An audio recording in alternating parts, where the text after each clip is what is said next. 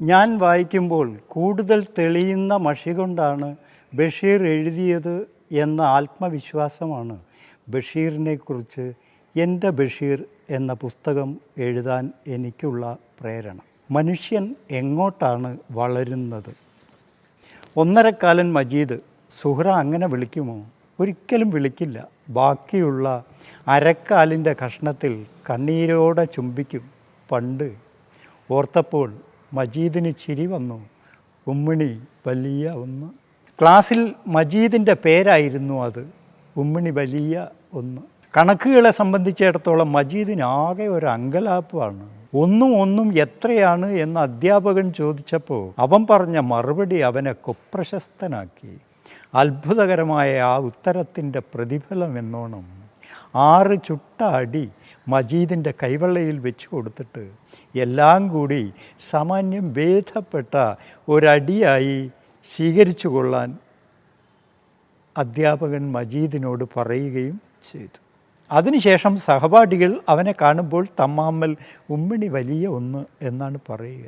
ആ പരിഹാസവും അതിന് കാരണമായ സംഗതിയും മജീദിനെ വളരെ വേദനിപ്പിച്ചു. എന്നിട്ടും കണക്കുകൾ തെറ്റിക്കൊണ്ടിരുന്നു. വളരെയേറെ അടികളും കൊണ്ടു. ഉമ്മിണി വലിയ എന്ന പരിഹാസപ്പേര് ഉറയ്ക്കുകയും ചെയ്തു. സഹിക്കാൻ കഴിയാതായപ്പോൾ സംഗതികളൊക്കെ മജീദ് സുഹ്റയോട് പറഞ്ഞു. ഉമ്മിണി വലിയ ഒന്നായ ശേഷം ആരോടും മിണ്ടാറില്ലായിരുന്ന ഏകാഗിയായ മജീദിൻ്റെ അടുത്തേക്ക് അവൾ സ്ഥലം മാറിയിരുന്നു. അതോടെ മജീദിന് അടി കൊള്ളാതായി. അവൾ അവന് കണക്ക് കാട്ടിക്കൊടുത്തു. അവൻ പകർത്തിക്കഴിഞ്ഞ് ഇരുന്നതിന് ശേഷം മാത്രം ഇരുന്നു. അമ്പടാ, ഞാൻ വിചാരിച്ച പോലെ നിൻ്റെ തലയ്ക്കുള്ളിൽ മുഴുവൻ കളിമണ്ണല്ല, അധ്യാപകൻ അവനോട് പറഞ്ഞു. അവനായി ക്രമേണ ക്ലാസ്സിൽ ഒന്നാമൻ. അവർക്കിടയിലെ രഹസ്യബന്ധത്തിൻ്റെ, അവൻ്റെ മേൽ അവൾക്കുള്ള ഗൂഢമായ അവകാശത്തിൻ്റെ അടയാളവാക്യം പോലെ അവരുടെ ജീവിതത്തിൽ ആ വാക്യം പ്രവർത്തിച്ചു.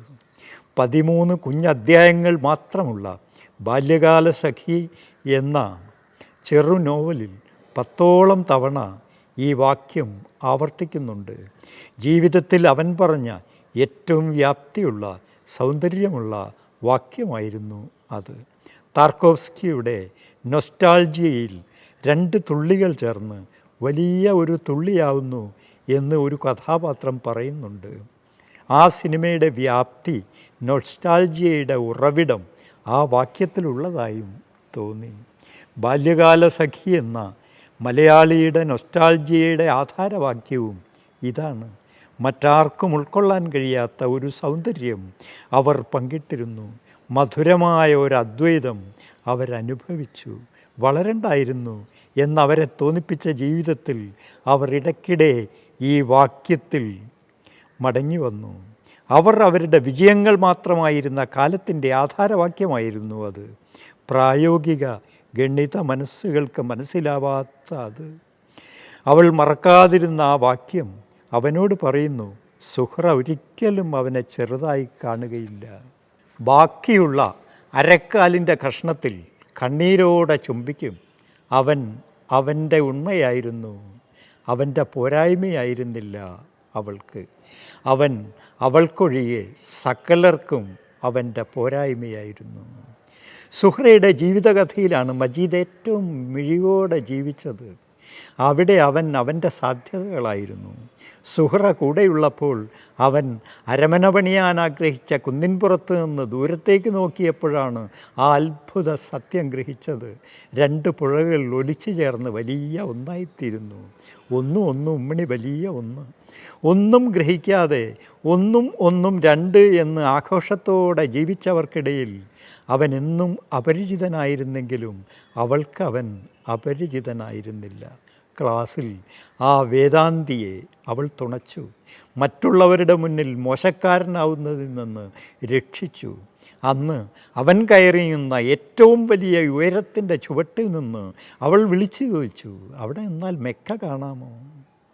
മെക്കയും കാണാം, മദീനയും കാണാം. അവൻ മറുപടി പറഞ്ഞു. സുഹ്റ താഴെ നിന്നതിനാലാണ് അവൻ അത്ര അകലത്തേക്ക് കണ്ണെത്തിയത്. അവൾ അവൻ്റെ സീമകൾ വർദ്ധിപ്പിച്ചു കൊണ്ടിരുന്നു. മജീദ് എന്ന രാജകുമാരൻ്റെ സുന്ദരിയായ രാജകുമാരിയായിരുന്നു അവൾ. സമൂഹ ചരിത്രത്തിൻ്റെ ബാല്യത്തിൽ മാത്രമല്ല, വ്യക്തിജീവിതത്തിൻ്റെ ബാല്യത്തിലും രാജകുമാരനും രാജകുമാരിയുമുണ്ടല്ലോ.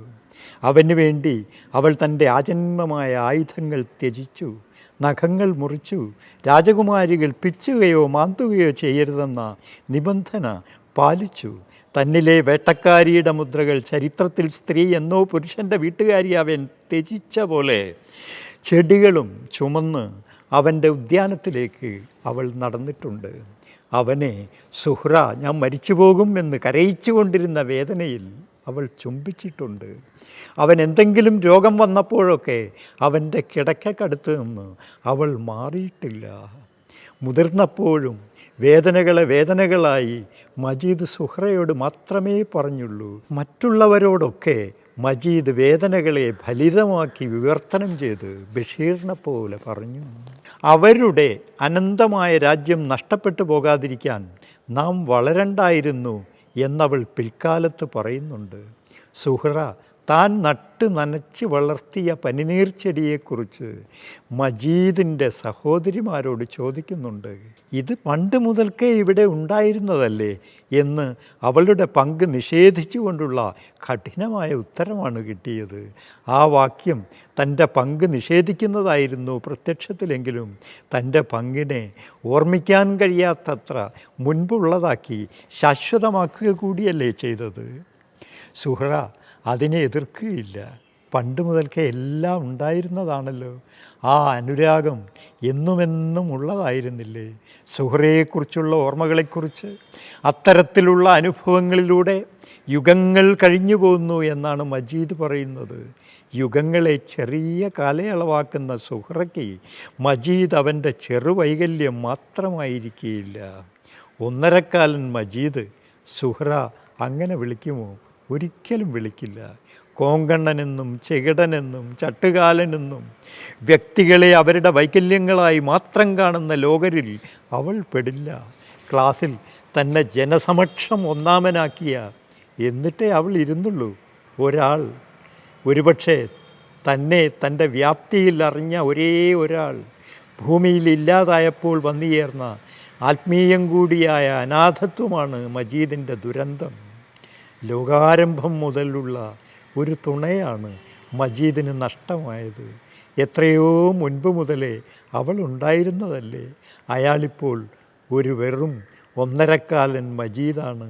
അവളുടെ അഭാവത്തിൽ മജീദ് അവൻ്റെ പോരായ്മകൾ മാത്രമായിരുന്നല്ലോ എന്നും. ബാല്യകാല സഖിയിലെ എല്ലാ നെടുവീർപ്പുകളുടെയും അർത്ഥം അതായിരുന്നു, വളരരുതായിരുന്നു. വളരുന്നത് ദാരിദ്ര്യത്തിൻ്റെ അസമത്വത്തിൻ്റെ നെറികെട്ട ലോകത്തിലേക്കാണ്. ദാരിദ്ര്യം ഭയങ്കര വ്യാധിയാണ്. അത് ശരീരത്തെയും ഹൃദയത്തെയും ആത്മാവിനെയും നശിപ്പിച്ചു കളയുന്നു.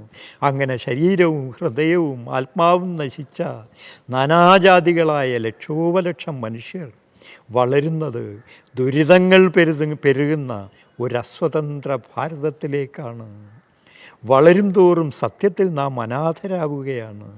തൻ്റേതായിരുന്ന ഒരു രാജ്യം പതുക്കെ അന്യരുടേതായിത്തീരുന്നതിൻ്റെ കഥയാണ് അക്കാലത്തെ സ്വാതന്ത്ര്യമുള്ള ഭാരതീയൻ്റെ ജീവിതകഥ. ലോകം തൻ്റേതായിരുന്ന കാലത്തെ തൻ്റെ രാജകുമാരിയായിരുന്നു സുഹ്റ. ആ രാജകുമാരൻ്റെ ആജ്ഞകൾ സ്വന്തം ആഗ്രഹങ്ങളായി ആ രാജകുമാരി ആനന്ദത്തോടെ അനുഭവിച്ചു. സഖിയേക്കാൾ വലുതാണ് ബാല്യകാല സഖി. അതിരറ്റ ഒരു ലോകത്തിൻ്റെ സഖിയാണവൾ. അവൾ ഭർത്താവ് ഒരുമിച്ച് 1 വർഷത്തിലേറെ കാലം ജീവിച്ചിരുന്നുവെന്നോ അവളുടെ സൗന്ദര്യം ക്ഷയിച്ചുവെന്നോ ആ സുന്ദരിയുടെ ഒരു പല്ലിന് പകരം ഇപ്പോൾ കൂരിരുട്ടാണെന്നോ അയാൾ ഓർമ്മിക്കുന്നില്ല. ഓർമ്മയിലെ ആ തിളങ്ങുന്ന രാജകുമാരിയോടൊപ്പമാണ് അയാൾ. ഭാവനയ്ക്ക് അടികൊണ്ട ആളായിരുന്നല്ലോ മജീദ്. മുന്നോട്ട് പോകാൻ പിന്നിട്ട വഴികൾ മാത്രമുള്ള ഒരു ലോകത്തിൽ അയാൾ ഇരിക്കുകയാണ് നോവൽ അവസാനത്തിൽ. ചരിത്രത്തിലെ ഇരുണ്ട ഗർത്തങ്ങൾ പോലെയായിരുന്നു മജീദിന് സുഹ്റയില്ലാത്ത കാലവും സുഹ്റയ്ക്ക് കൂടെ മജീദില്ലാത്ത കാലവും.